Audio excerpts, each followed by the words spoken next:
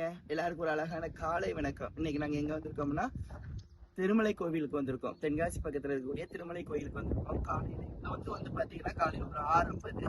எவ்வளவு அழகான சூழ்நிலை பாருங்க, எவ்வளவு அற்புதமா இந்த இடத்துல இருக்குது பாருங்க. ரெண்டாவது உங்களுக்கு நான் என்ன சொல்ல விரும்புறேன் அப்படின்னு பாத்தீங்கன்னா, காலையில சீக்கிரம் நான் பூஜை முடிச்சுட்டு ஆதினம் கற்பனை முருகன் அவருக்கு பூஜை பண்ணேன்.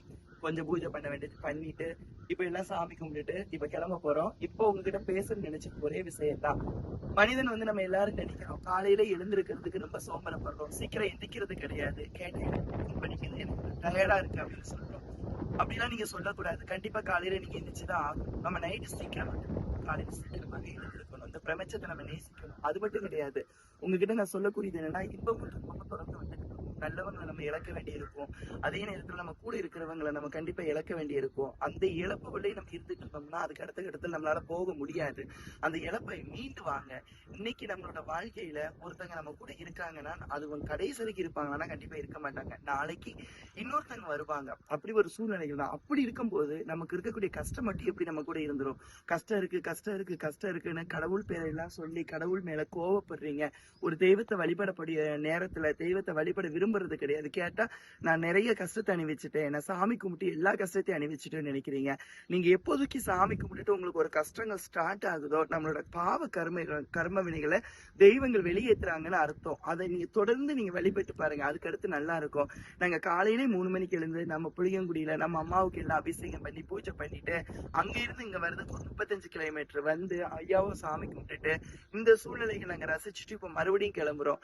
இப்ப நாங்க எத்தனை மணிக்கு அப்ப எழுந்திருப்போம்? நல்லபடியாக நீங்க வந்து சோம்பேறியை தூர விடுங்க. நம்ம இறைவன் கிட்ட நீங்க இந்த பிரபஞ்சத்தை நீங்க நேசிக்கும் போது நம்மளோட தூக்கத்தை நீங்க எப்பொழுது நீங்க விட்டுட்டு அதுக்காண்டி தூங்க வேண்டாம்னு சொல்லல. நைட்டு ஒரு 10 மணிக்காவது கண்டிப்பா கம்பல்சரி படுக்க ஆரம்பிச்சிருங்க, தூங்குங்க. காலையில சீக்கிரம் எழுதுங்க. அப்படி எந்திரிச்சா இந்த பிரபஞ்சத்தோட அழகு, இந்த பிரபஞ்சத்தோட சக்தி நமக்கு முழுமையாக கிடைக்கும். அதுக்கப்புறம் நீங்க கேட்டது கேட்காது எல்லாமே கிடைக்கும். ஆனா நான் ஒரே விஷயம் சொல்ல விரும்புறேன், என்னதுன்னா ஒரு பிரச்சனை ஒருத்தங்களுக்கு இருந்துச்சு அப்படின்னு சொன்னீங்கன்னா அந்த பிரச்சனையை கண்டிப்பாக அந்த பிரச்சனையில இருந்து வெளியில வராம எந்த நிம்மதியும் இருக்காது. அதுல குறிப்பான பிரச்சனை என்னன்னா கடன் பிரச்சனை. இந்த கடன் பிரச்சனையில இருந்து இன்னைக்கு ஒரு கடன் இருக்குது அப்படின்னா அந்த கடன் பிரச்சனைகளை வச்சுக்கிட்டு நம்ம சிரிக்கவும் முடியாது, நம்ம எதையும் ரசிக்கவும் முடியாது, எதையும் கும்பிடவும் முடியாது. அதை நான் உள்வாங்கியிருக்கேன். இப்படிப்பட்ட இந்த கடனை ஏன் வாங்குறோம், இந்த கடனை வாங்க வேண்டிய அவசியம் என்ன இப்படின்னு நீங்க கொஞ்சம் சிந்திங்க. இந்த பிரபஞ்சமானதுதான் இறைவன். கண்டிப்பா நம்ம ஒவ்வொரு தெய்வமும் நமக்கு பிடிச்சிருக்கும். நீங்க கும்பிடுற தெய்வம் கண்டிப்பா உங்களை கைவிடாது. நீங்க நல்லாவே இருப்பீங்க. நான் கும்பிட்ட தெய்வமும் நான் உங்களுக்காக பிரார்த்தனை பண்ணியிருக்கிறேன். என்னோட ஆசையும் உங்களுக்கு முழுமையா கிடைக்கும். இதை கேட்டுட்டு கண்டிப்பா உற்சாகமா இருங்க. இன்னைக்குள்ள துன்பம் நாளைக்கு போயிடும், நாளைக்குள்ள துன்பம் நாளைக்கு கழிச்சு போயிடும். நேற்றைய நம்மளோட வழி நடந்ததுதான் இன்னைக்கு நம்ம நடந்துக்கிட்டு இருக்கோம். இன்னைக்குதான் நடக்கிறது தான் நாளைக்கு நம்ம வழி நடக்க போறோம். அதனால சந்தோஷமா உங்க ஹெல்த்தை பாத்துக்கோங்க. நீங்க சந்தோஷமா இருங்க.